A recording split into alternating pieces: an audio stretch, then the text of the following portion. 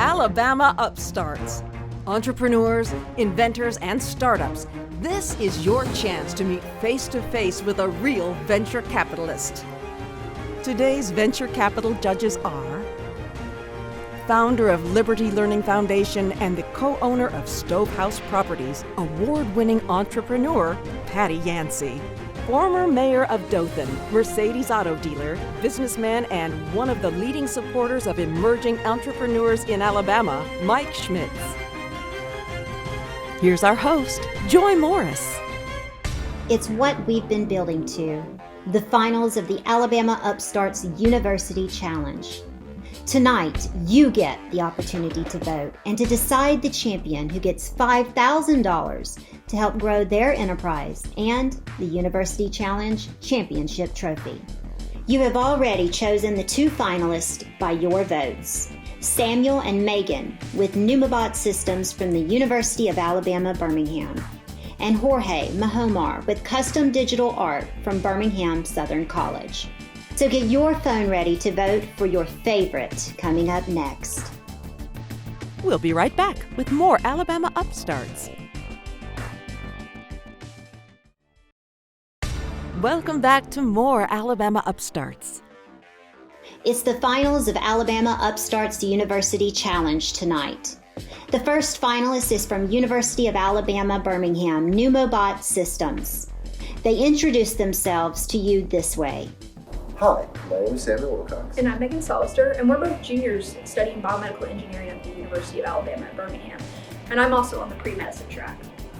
Before we introduce ourselves a little more, we'd first like to thank everybody for voting for us so we can move on to this next round of the challenge. We really appreciate your support. We enjoyed this project and relish the opportunity that Alabama Upstarts has provided us. So we really thank you for your support. So a little bit more about what we do. Megan, you want to start? So I actually volunteer at Amedisys Hospice as one of my extracurriculars for UAB. And I speak to patients and their caregivers and just see how they're doing and take their time a little bit and just be able to talk to them. Yeah, that's awesome. And one of my hobbies is robotics, and so I really enjoy that. So one of the things that I do at UAB to enjoy that hobby is I actually go to high schools in the Birmingham area, and I help teach robotics and kind of interact with the high school students there so they can learn more about robotics and engineering in general. And we're both actually involved in this independent research where we're working on this project that we're pitching for this competition. Yeah, and it's a really great project for us because it's both of the things that we really enjoy doing, and that's kind of why we became entrepreneurs, is because we just found something that we really enjoyed doing. I enjoy robotics, and our project is heavily reliant on robotics and engineering, and Megan enjoys working, with patients and things like that, especially elderly patients, and this is where this will have its biggest impact, is for those elderly patients. So entrepreneurship just kind of fell into our laps, if you will. And we just started becoming entrepreneurs because we found a project that we enjoyed doing, and we saw that there could be an impact in the world. Hi, my name is Samuel Wilcox. And I'm Megan Solwester. And we're here on behalf of Numabot Systems, and we are asking for $100,000 for 5% of our company. Now, we're both undergraduate students at UAB, and we're very fortunate to be on a big medical campus. And going into the hospital, you see tons of problems that maybe you don't know about. We discovered one, pressure injuries. It's a very big problem in the hospital. It's a chronic wound over a bony prominence of the body. Now, you wouldn't really know this problem exists unless you directly impact it or you have a family or someone you know that impacted it. But it's a very large problem. The first time I experienced it was with the chief of wound care at UAB, and he stuck his finger inside of a pressure injury and touched the pelvic bone of a patient. This is very demoralizing. I wouldn't want to experience it. I wouldn't want anyone else to experience it. It's a large problem because 2.5 million people inside the US hospital care system alone are developing pressure injuries yearly. Now, this is not including patients who are in hospice or home health or nursing homes that are also developing these pressure injuries. And out of that 2.5 million, 60,000 are going to die as a direct result of these pressure injuries. And that doesn't even include the patients who are dying because they're becoming weak from developing a pressure injury and then dying of some other cause. Yeah, so as Megan talked about, this is a huge problem for the people, but it's also a very expensive problem. It costs the US healthcare industry $26.2 billion a year. That's about 3% of US healthcare spending. And that's on pressure injuries, a problem that people don't know about. So a lot of patients are affected and there's a lot of money out there. So a lot of companies are really trying to do this. But in their endeavors, they leave out one key demographic, and that would be the nurses. The nurses are the people on the front line of this problem. They go into the hospital rooms with these patients, they turn the patient every 2 hours to be exact. That's the national standard. And they make sure that a pressure injury isn't forming. But they're kind of fighting a losing battle because it takes 15 minutes for a pressure injury to form. And at 2 hours, they're not getting in there fast enough. And they have so much else going on. They have tons of patients to care for. They have to worry about their medicine, their vitals, all these things. And so when they go in, they might not be able to turn the patient and turn them effectively. That's where we come in. We propose a robotic mattress that uses real-time pressure sensing technology to move a patient and mitigate pressure injuries from forming. That takes this problem out of the hands of nurses. They don't have to worry about it anymore. You know, a nurse trying to move a patient, that can be tiresome. I'm a big guy. You know, if Megan was a nurse who came in and tried to move me, that would be really difficult, right? And these nurses have to deal with patients like that all the time.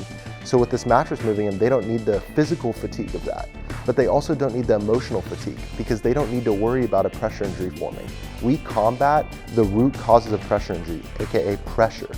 And we also look at other conditions that lead to formation like moisture and temperature and things like that, so we can mitigate pressure injuries from the start. So we're here and we are looking to get into this industry and really take this technology into the hospitals and alleviate this burden from the nurses, as well as cure this problem for the patients. Do y'all have any questions for us? Wow. Yeah, I got a bunch of questions. Let's start with, do y'all have a prototype right now? Have you actually? So right now we do not have a prototype fully. We have what we would call a minimum viable product for certain aspects of our technology. So for the pressure mapping, some of the robotic actuation and things like that, we have that developing. Part of the reason we're here today and asking for $100,000 is because that would go to getting us that minimum viable prototype, minimum viable product, the prototype that we need to go into the hospital and test this. So how does it alert the nurses? I mean, how is this something they look at, or is there a red siren that goes off, or how do you do that? So the idea is that you would be lifting it from the nurses completely. So although they'd be able to check on the patients and see if there's any like possible places that could be forming, you ultimately don't want to alarm the nurses and you want it to automatically do it itself. It does what itself? I mean, Prevent pressure injuries. It moves the patient. So a nurse goes in. How does it do it? So we're not going to disclose exactly the robotic technology because we're working on our patent right now, and we don't want a public disclosure, but basically it uses robotics to move a patient and turn them effectively, as a nurse would when they'd go in, put their hands on the patient, pull them up, and maybe put a pillow under them to hold them up and things like that. Does it have the ability to turn them all the way over, or is it mainly just putting something under? So it's mainly taking like the aspect of like a foam wedge or a pillow that nurses would use. Right. It would substitute that as just doing it itself. Okay. Yeah, turning a patient over isn't used in pressure injury prevention. Okay, gotcha. And I thought it was. Yeah. Okay. Cost. Yeah. I mean, how do you see this coming out as cost? So initially we think the mattress is going to cost about $7,500 per unit, and that's going to be accompanied by a software subscription that the hospital would purchase to control the mattress as well as interface with the nurses. So as Megan talked about earlier, the nurses can see how the mattress is working, and that would be in like a nurse's station on a computer, and they can look and see, okay, you know, here's this patient, there's the map of the patient's body and the pressure forming and things like that. But as we expand and start scaling up manufacturing, we hope to drive that cost down to about $5,000. Talk to me a little bit about your timeline, where you just told me where you are stage-wise, but how quickly are you going to be able to move? And I know how the patents work and that kind of thing. So right now we are just looking to file for a patent, get the funds to do that. We have the minimum viable product, and we're trying to partner with a engineering firm to help build not only a prototype but a medical grade prototype. So that would take about a year or two to get that going.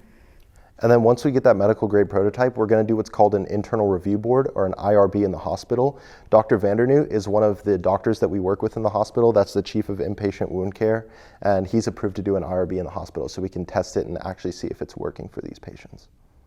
Can I ask how the idea sparked? I mean, where did y'all? So this was actually a class. It's called Clinical Innovations, and it's through our honors program at UAB. And so we took this idea and we talked to doctors in the hospital, and then we took it into independent research on our own. Good for you. How's the subscription going to work? Is that going to be an annual thing? Yeah, for the software, it would be an annual subscription for control of all the mattresses. Do you have any idea kind of what that cost might look like? Maybe like $1,000 per hospital. Per hospital. But So you're not doing per patient? It would probably be a striated cost, so like up to 100 beds would be gotcha. like $1,000, and if you have 150 beds in the hospital, it might be $1,500 and scaled up like that. Well, this is exciting, and I'm just proud of you guys. Yeah, very and, proud. It's great. Great job. Thank you. So there's your first finalist of the Alabama Upstarts University Challenge, Megan and Samuel with Numabot Systems. If you want them to win, get out your smartphone right now and scan the QR code. Alabama Upstarts will be back with our second finalist, Jorge Mahomar, with custom digital art from Birmingham Southern College. We'll be right back with more contestants on Alabama Upstarts. Here's our host, Joy Morris. The second finalist for the Alabama Upstarts University Challenge Championship you selected was Jorge Mahomar with custom digital art from Birmingham Southern College. Now here's how Jorge introduced himself. Hey everyone, my name is Jorge Mahomar. I'm an international student from Honduras. One of the many questions people ask me whenever they meet me is, Jorge, how on earth did you end up at Birmingham, Alabama, out of all places? And at first, it's kind of a weird question to ask. I don't really know how to answer that. I don't remember exactly the date and time or like how specifically I found Birmingham Southern, but I'm so glad I did. BSC has granted me a lot of opportunities these past 3 years, and I've had an amazing time since coming to America. I am a business major, art minor. I'm currently on my senior year last year, and diving a little bit more into the art minor, I'll come back to the business a bit later, but I have had a bunch of hobbies ever since I was little. I've been into music, sports, I lately got into photography, but the main one has always been art.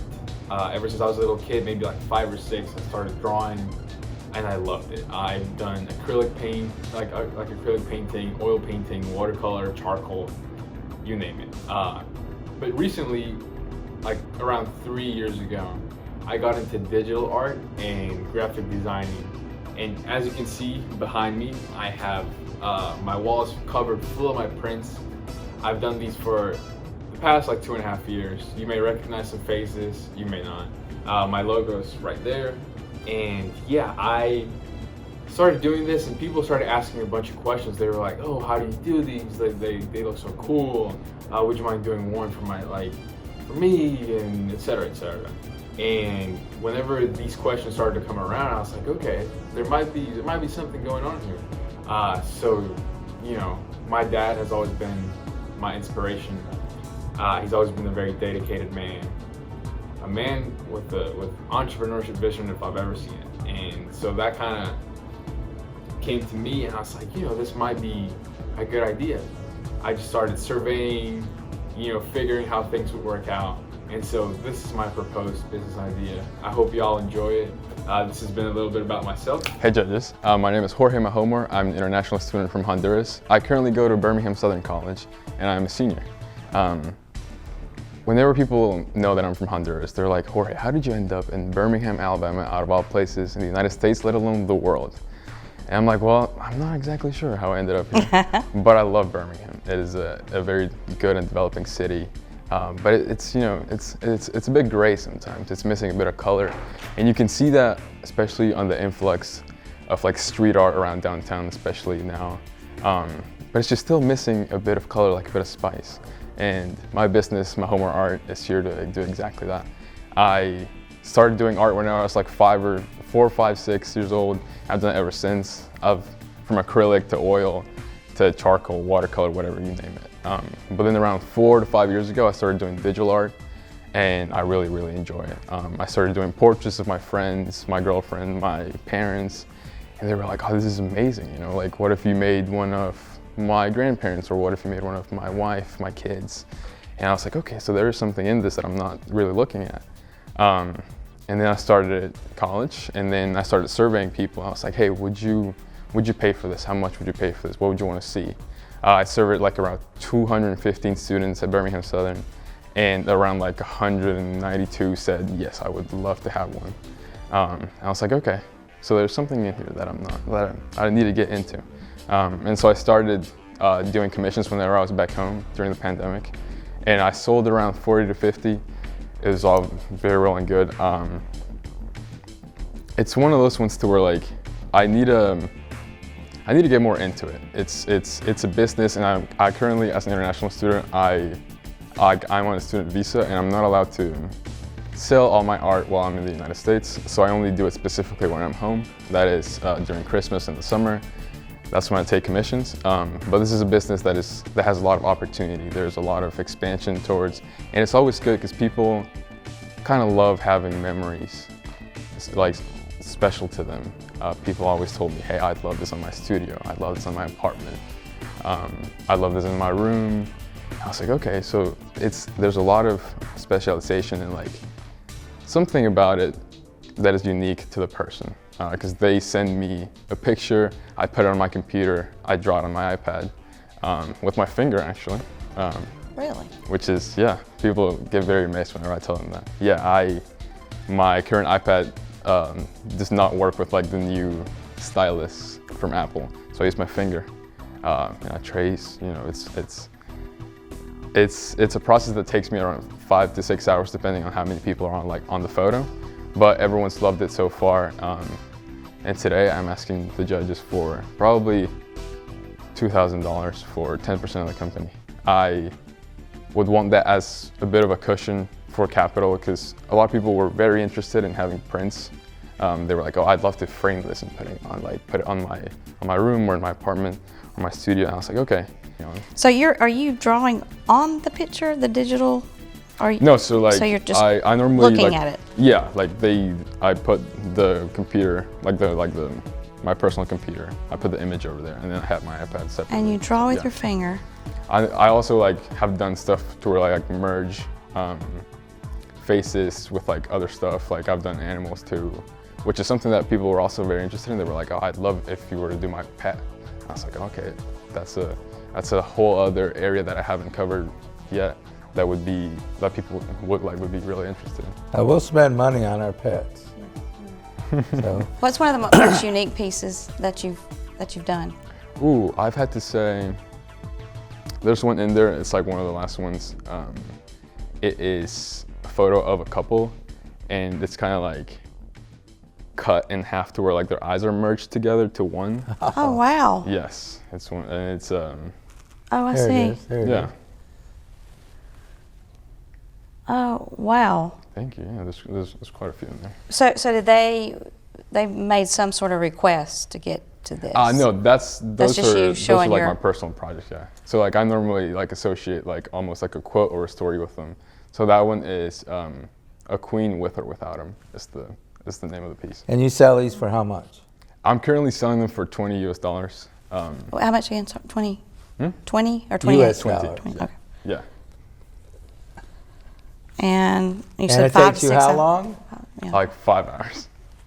So we know that's not a real profitable. Yeah, I know. It's just I'm really trying to get myself out there, just like my name in general. Especially because I've been marketing it to college students, because those are like the people who I'm surrounded most by. So like whenever I surveyed, most of the people say, yeah, I'd be willing to pay $35, $40, $45 for this. And so at first I was like, okay, let me cut down the price a bit, let my name be known like a little bit, get some like social media engagement, and then I'll start putting my price up a bit. Is there a way to cut, and this sounds bad because you're talented, but to cut down your time? Maybe. And still do the quality. Yeah, I could figure out a way. Mostly I've tried to like keep most of my commissions to like one person, because like whenever it's like, some people ask for like family portraits and stuff, those take a lot longer time. And I don't charge them any more than I do for a regular That's what, portrait. now you should do that. We need to talk to you. We need charge to talk per about person, the for non-creative sure. side of you. Yeah, The business the side. business side of it. Yeah, it's just Yeah, you should start doing that. ever how many people, there should be some sort of additional So you don't charge. understand talent is worth money.